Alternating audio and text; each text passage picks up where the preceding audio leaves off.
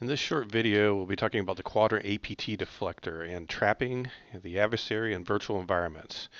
We'll be discussing threat intel, honeypots, and how Quadrant is building actionable threat intelligence with this type of data. So why does threat intel fail? Well, it doesn't work with advanced attackers. Advanced attackers know about threat intel and how it's collected, and it's also incredibly simple to evade. Another reason is that they simply tell us. Advanced attackers, as I said, can query the exact same threat intel data that you might be paying to receive. Attackers know to use clean IP addresses, and they use tools that are available to everyone. So for instance, if they see your administrators are using PSExec, they will use it as well. That is kind of what they known as living off the land. If they do need to use tools, they'll simply recompile the tools so that the hash of the tool, which might be listed in your threat intel, will change. So that will cause your threat intel to fail as well. So where does threat intelligence data come from? At Quadrant, we pull from a lot of the traditional data sources. For example, we detonate malware in Windows environments and then collect IP addresses and hashes and whatnot from the malware. We also collect documents from the FBI and FDIC and other organizations and use data from those. We also collect logs and do packet analysis, which kind of leads into our Security Operations Center, which is probably one of the most unique things that we have that traditional threat intelligence companies do not. We have a Security Operations Center that operates 24/7. And this means that whenever our team, our handlers, see something threatening or new out there, they can actually take that data and report that back into our threat intelligence, which is very, very useful. Another thing is that we understand that threat intelligence is very good for reviewing historical data. That is, if you want to go back in time and figure out if a particular group was targeting you or has successfully compromised you over the last 6 months, you can review logs and things of that nature and determine that. But it's not very good for current or future types of attacks. And what we've noticed is one of the biggest sources for threat intelligence data is honeypots. And honeypots don't really work very well for advanced actors. So let's go into how honeypots typically operate. Now keep in mind at Quadrant we run honeypots around the world. It's not that the data is bad, it's just of limited usage. And we'll go more into that as we go along. But this is what a lot of, quote, threat intel companies do. They set up computer systems that are only in existence to be attacked. And when they are attacked, they record the data of the attacker. So for instance, if a United States honeypot is getting attacked by a system from China, we record the attacker's information. That would be probably the Chinese IP address that was being used, the tools, and the attack types. Or if our Hong Kong honeypot gets hit by an attacker from Canada, then we would record the Canadian IP address and the other indicators into our threat intel database so that we can reference the data at a later time. This sounds great in theory, but there's just one problem. The honeypot lacks context. By randomly placing honeypots on the internet, we only end up attracting people scanning for low-hanging fruit and unsophisticated attackers. Advanced threats don't fall for honeypots because they're typically placed outside of the targeted organization. APT Deflector is Quadrant's answer to this problem. We began rolling it out to Quadrant clients in the summer of 2016. It is considered part of Quadrant's standard services and it comes at no extra cost. It's part of the Quadrant's MSSP package. While we'll still be monitoring logs and packets for malicious activity, we'll also be monitoring this new product 24/7. So let's get started with the basic concepts. At the top of this slide, we have the attacker. The layer under the internet is your network, and the layer under that is the Quadrant network. What Quadrant is doing is putting a small device within your network. That would be the small black box in the middle of your network.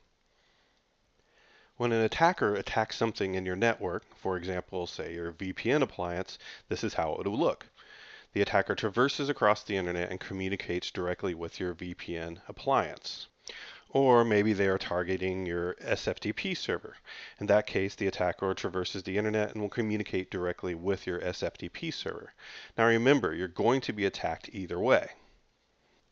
When the attacker attacks the Quadrant APT Deflector in your network, their connection is passed to Quadrant's network. This happens 100% transparently. From the attacker's point of view, they are attacking a device in your network. The Quadrant device forwards the attack to a honeypot at Quadrant. This means that Quadrant Information Security takes on the risk and liability of running the honeypot.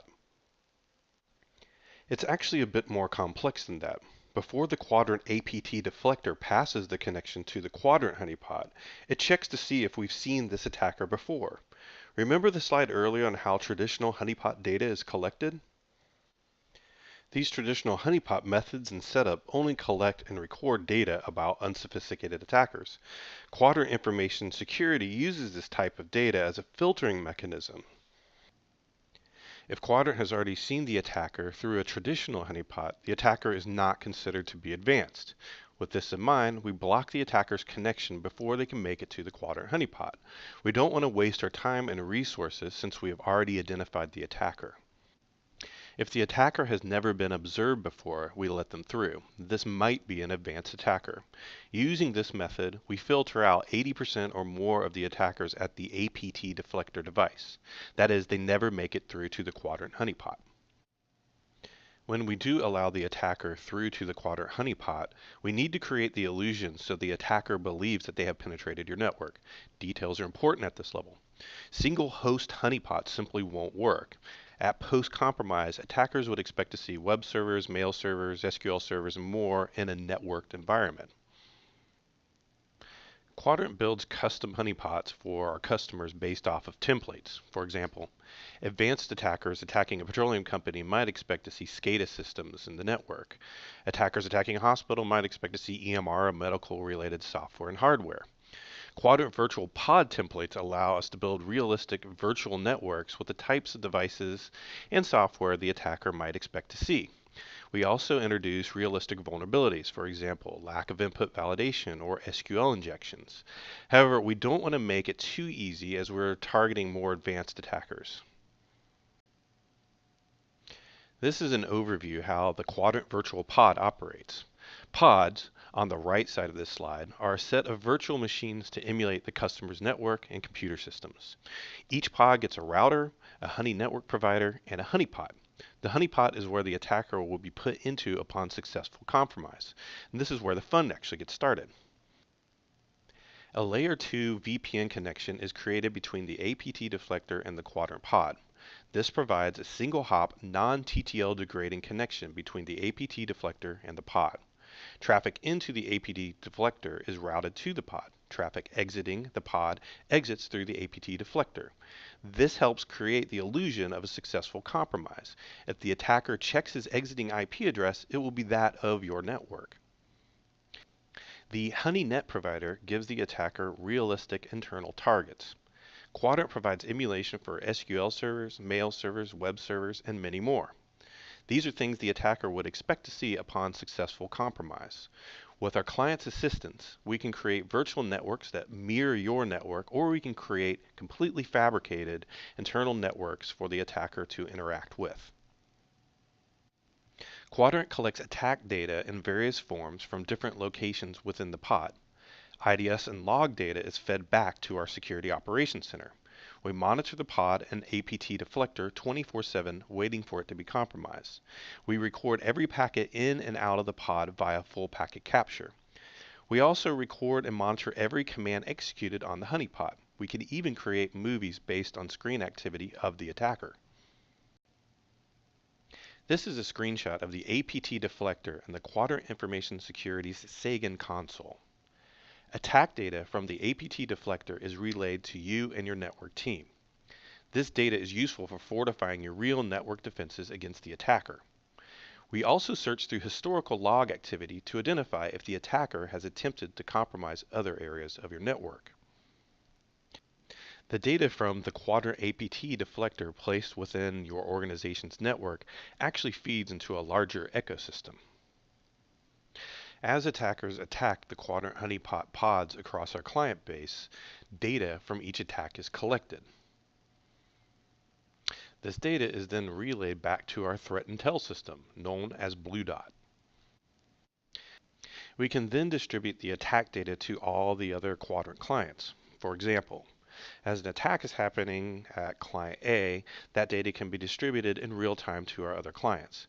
If the attacker pivots to another quadrant client, we already have the data about that attacker. We can also search through historical data at our clients to determine if past attacks have worked or not. The The quadrant approach is to build quality and meaningful threat intelligence. We use traditional means of collecting attack data and then flip it as a filtering mechanism. The advanced attack data is then distributed to all of our clients. We use your network and infrastructure to give context to the quadrant honeypot. Some of the takeaways I hope you got from this presentation are that advanced attackers will be targeting and attacking your network. It doesn't matter if quadrant's in there or the APT deflector, and that attackers know about threat intelligence and how to use it. What the APT deflector allows you to do is buy some time and collect data on your adversary. The data then can be used to protect your real assets in your real network, and we distribute this data to all of our clients. What we're basically doing is using threat intel and traditional means of its collection as a filtering mechanism to weed out the advanced actors. Thank you for watching this presentation on the APT deflector. If you have any questions or comments, our contact information is up on the screen. You can also feel free to call us anytime. Phone number is 1-800-538-9357. Thank you very much and have a great day.